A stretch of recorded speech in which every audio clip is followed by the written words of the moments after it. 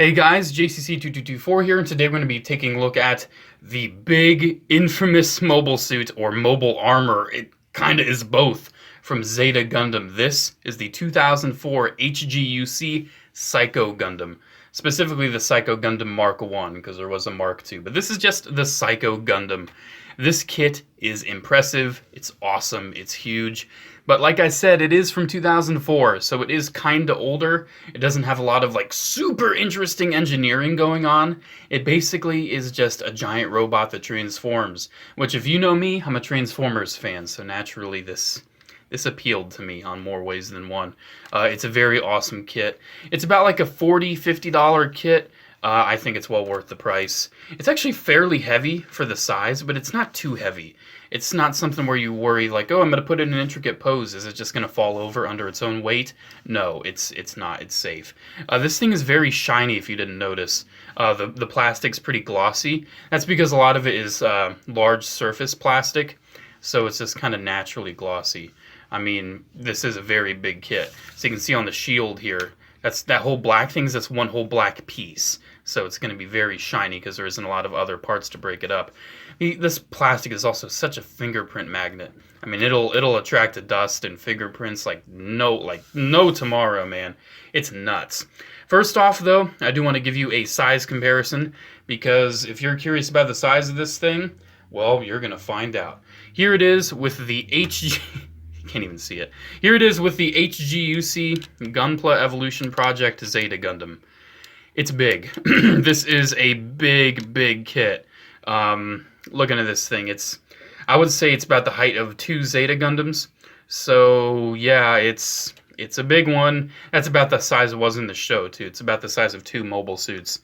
It's a very big mobile suit. I mean, look at that. The Zeta Gundam is about an average mobile suit size, but I'll give you some comparisons with some larger and smaller mobile suits. Here it is with the fairly large HGUC Sazabi, so you can see, hey, you can actually see the Sazabi, but still, I mean, it does dwarf the Sazabi. The Sazabi, while it is a pretty big mobile suit, it does not compete with the Psycho Gundam. Also, here it is with itty bitty little Gundam F91. It doesn't even go past his knees. And these are all in scale, by the way. They're all 1/144 scale, so this little F91, man, oh, it doesn't stand a chance. First off, I want to talk about all the stickers on 4's massive suit. Right here, we've got some yellow stickers for the chest, which, hey, I think these yellow surface stickers are fine. We've got some yellow stickers right there on the side of the chest there. We have these very big yellow stickers for the sides of the shoulders. I'm not sure how I feel about those, but hey, they look decent. We also have some yellow stickers for this little back thing right here, which will kind of be the head cover. Oh, that's so Transformer-y. It's literally just kibble, but it's there, and I love it. We also have some yellow stickers down here on the legs, and it's basically it besides the sticker for his head. It does have one very nice sticker for the eyes there, and honestly, it just looks beautiful. It's just a very beautiful sticker. I really do like it. Unfortunately, though, the camera up there and the camera on the back of the head, I had to cut those stickers out myself. That's why they don't look the best, because there's no stickers for those cameras. No, none whatsoever. I just took the silver that was also on the sticker sheet, and I just cut out the shapes for the front and back camera, just because I would rather have something shiny there that may not be a perfect match instead of nothing at all. So that's disappointing. So if you want it to be fully stickered up with that, you kind of have to cut out the stickers yourself. I did just do a little bit of, not even paint aligning, just some black highlights for the little cannons up there, I believe. Then the cannons on the chest. I also just did little black highlights inside them. I didn't really paint this thing. I didn't really feel the need to. This is just a big, bulky robot I just wanted to pick up and mess with. So I didn't do a lot of painting. I don't really think it needs a lot of painting either. I think the only colors you're really missing from this thing are some red. You're missing the red for this part of the body right here. And you're also missing some red on the insides and outsides of the legs right there in that little circle. And right there around that vent. So there is no red around the knee vents. But honestly, I just thought about that, and I don't think it's worth the time to paint it for me right now. Maybe if I want to pretty this thing up, I will, but right now I just want to enjoy this nice, beefy, chunky figure because that's what it is to me. Now, you may have heard that rattling, and I'll tell you that in a little bit. The figure itself does not normally rattle. I just kind of have a little... Let's just say I put some of the spare parts for transformation inside the torso because it's a very hollow torso. Hey, it works out. Anyways, talking about the robot itself, first let's go over articulation. The head is on a very, very nice ball joint. Oh, that ball joint's so good. Such a nice ball joint. I really do like it. For transformation, the V-fins do move, so you don't really have to worry about those breaking. For transformation, that does go down, but it does lock up fairly nice, but you will knock into it. These shoulder armors do move up to accommodate for actual shoulder range. It can go all the way around. They can go outward. Pretty much all the way because the shoulder pad's on a separate part. But because the shield will weigh it down. And as you can see, that bicep swivel, let's just say they didn't really, it just kind of pegs in. It's not really mushroomed into place like it should have been. But you can see with this, no shield, it'll stay up. The shield is just so heavy because it has to do a lot for transformation. You already saw the bicep swivel. The elbows bend a pretty disappointing amount, but what are you going to do? The hands are on a hinge and a swivel, so you can hinge those around. You can get them pretty in with the palm there. This thumb is on a ball joint, and these fingers are on ball joints as well as a hinge at the first knuckle. The second knuckle does not have a hinge, unfortunately. But yeah, he does have pretty nicely articulated fingers there. No movement at the torso whatsoever for articulation, but the leg articulation is surprisingly very, very good. Get back in there, hand. You're not supposed to do that until you transform. The legs move forward all of the way, and they stay up. The legs move outward about that much, which is fair. No real thigh swivel, but they are on a ball joint, so they do move. The knees bend a nice 90 degrees, which I think is pretty good. And the ankles here are on very nice ball joints. They can move down a lot, move up a lot. The ankle guard is also on a hinge there. So I think the articulation on this thing, especially for the age, is quite a success. Now for gimmicks and accessories in this robot mode, or mobile suit mode I should say, I'm just so used to saying robot mode for Transformers. It does have an opening cockpit. You can just hinge the mouth down and you can see the cockpit right there. It doesn't open beyond that, but hey, you can do that if you want its face looking a little different, I guess. I don't know. That's just where the cockpit is. It's kind of an opening cockpit. Hey, it's neat. The shield is on this double hinge armature. So it's on a swivel there, and it's also on a ball joint right there. It can swivel all the way around. It's pretty nice. You can have it upper, you can have it lower. I think it's cool. It's very nice and big, and it's also very heavy. This shield itself is probably the height of the Sazabi alone. Actually, we can still see. Yeah, the shield just by itself is taller than the Sazabi, so this is a very big shield. The shield does detach from the arm, because it has to for transformation. It detaches right there. And hey, look at that. It's a shield. Almost looks like it breaks apart in two. Oh wait, it does.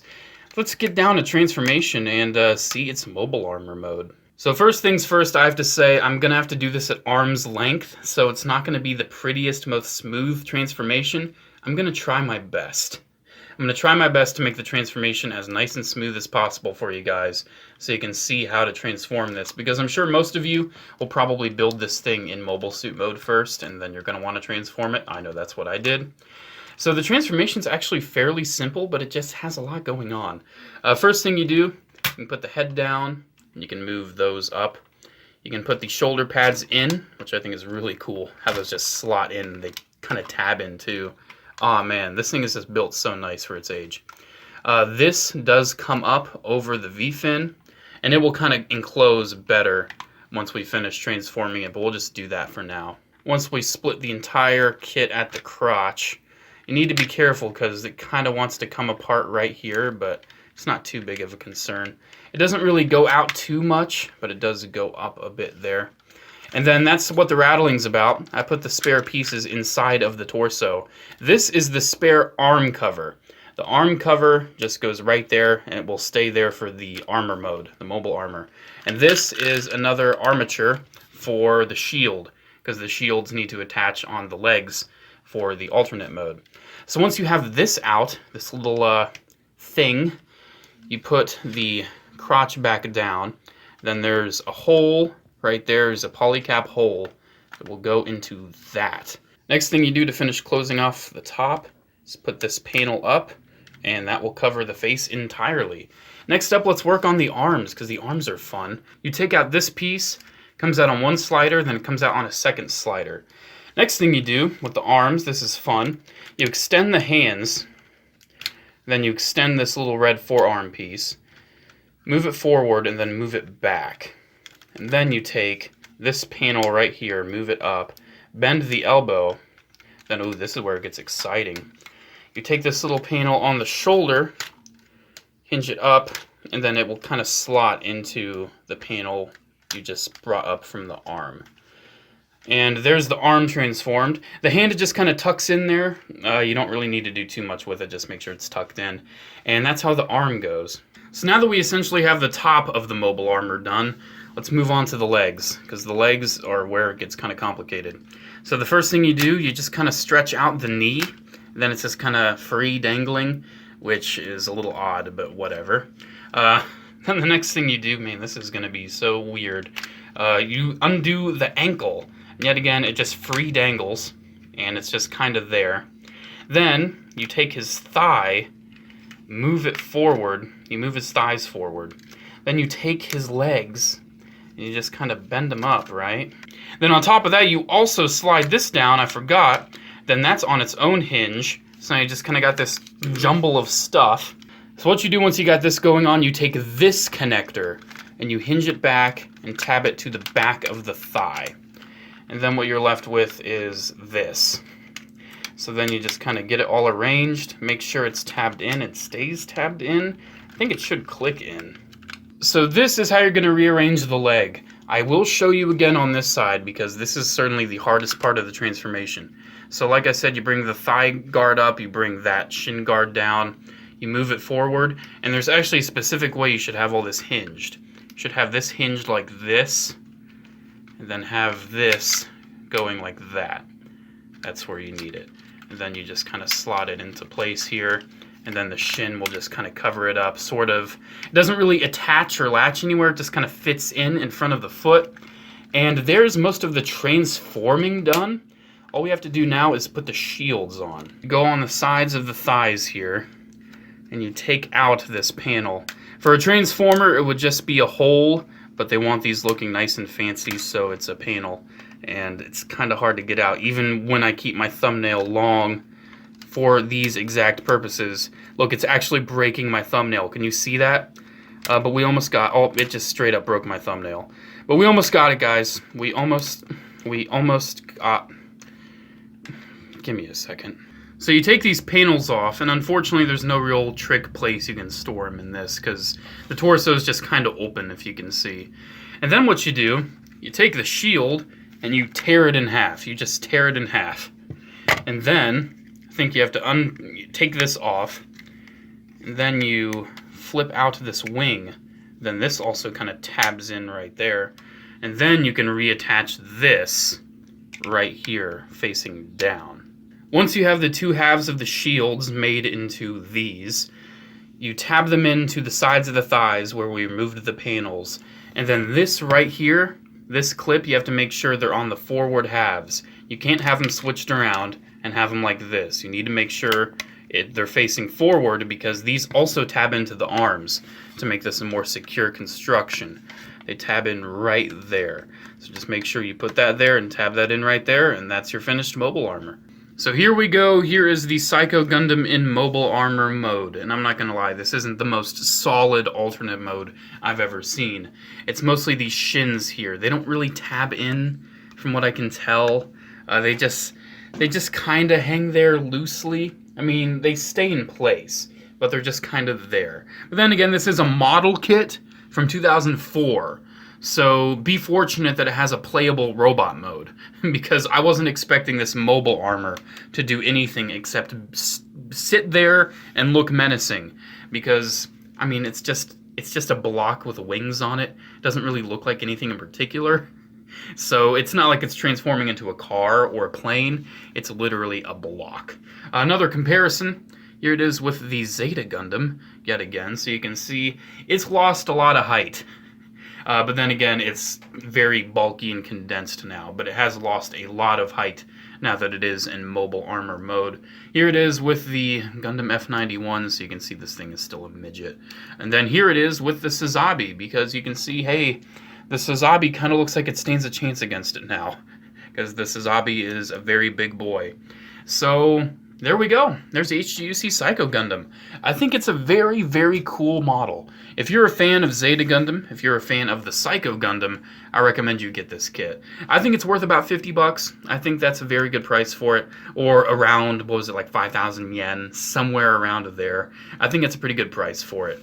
It's not the most solid mobile armor mode, but it's a pretty damn solid mobile suit mode, and I really do enjoy the transformation on it. As a Transformers fan, it's a cool figure. And also, just for an emphasis, this guy is about the size of a Combiner Wars Combiner. That's about the size we're talking about here in robot mode.